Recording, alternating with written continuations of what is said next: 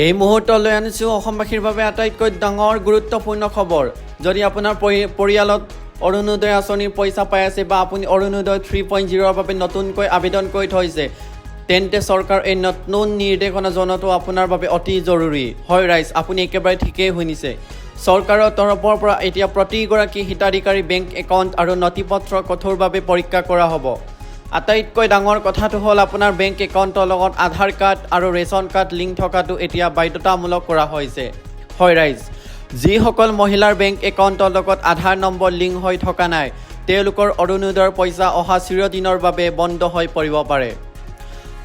চৰকাৰে স্পষ্ট কৰি দিছে যে আঁচনিখনৰ পৰা যাতে কোনো প্ৰকৃত দৰিদ্ৰ পৰিয়াল বঞ্চিত নহয়, তাৰ বাবে এই ডকুমেণ্টসমূহ অতি সোনকালে পৰীক্ষা কৰা হ'ব।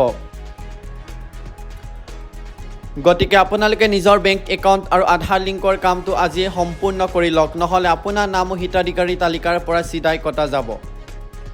খবৰ ইয়াতে শেষ হোৱা নাই। অৰুণোদয় আঁচনিৰ লগতে ৰাজ্যৰ কৃষকসকলৰ বাবে আহি পৰিছে আন এক গুৰুত্বপূৰ্ণ খবৰ।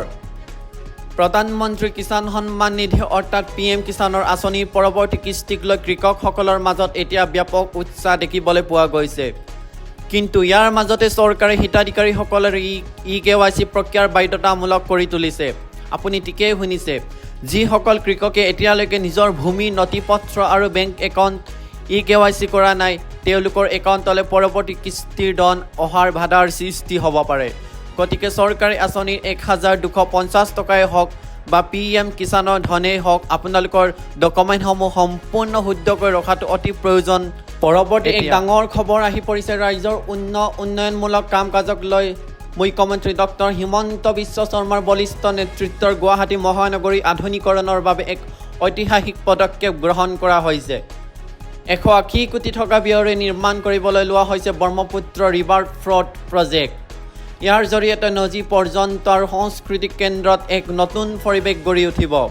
হয় ৰাইজ, ইয়াৰ সমান্তৰালভাৱে ৰাজ্যবাসীৰ বাবে মুকলি কৰি দিয়া হৈছে 373 কোটি টকাৰে ব্যয়েৰে নিৰ্মাণ কৰা নৱনিৰ্মিত ডক্টৰ শ্যামা প্ৰসাদ মুখাৰ্জী উৰণ সেতু।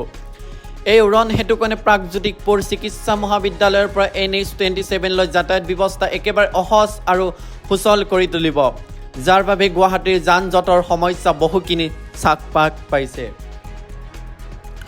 উন্নয়নৰ খবৰৰ মাজতে লখিমপুৰ নাওবৈচাত এক ভয়ংকৰ পথ দুৰ্ঘটনা সংঘটিত হৈছে।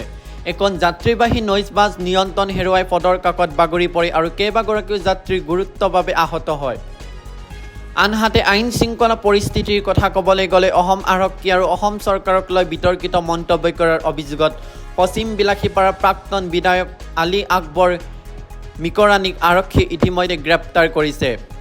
গতিকে বন্ধুসকল, অৰুণোদয় আঁচনিৰ এই নতুন নিয়ম আৰু ৰাজ্যৰ গুৰুত্বপূৰ্ণ খবৰসমূহ লৈ আপোনালোকৰ মতামত কি কমেণ্ট কৰি নিশ্চয় জনাব। আপোনালোকে অৰুণোদয় 3.0 আবেদন কৰিছে নে নাই সেয়াও জনাব। অসম চৰকাৰ আঁচনি, PM কিষাণ আৰু অসম পুলিচৰ চাকৰিৰ প্ৰতিটো সঁচা খবৰ সদায় আটাইতকৈ প্ৰথমে পাবলৈ আপোনালোকৰ প্ৰিয় চেনেল জ্যোতিষ অসমক ছাবস্ক্ৰাইব কৰি থওক আৰু ভিডিঅ'টো লাইক কৰিবলৈ নাপাহৰে। ধন্যবাদ। জয় আই অসম।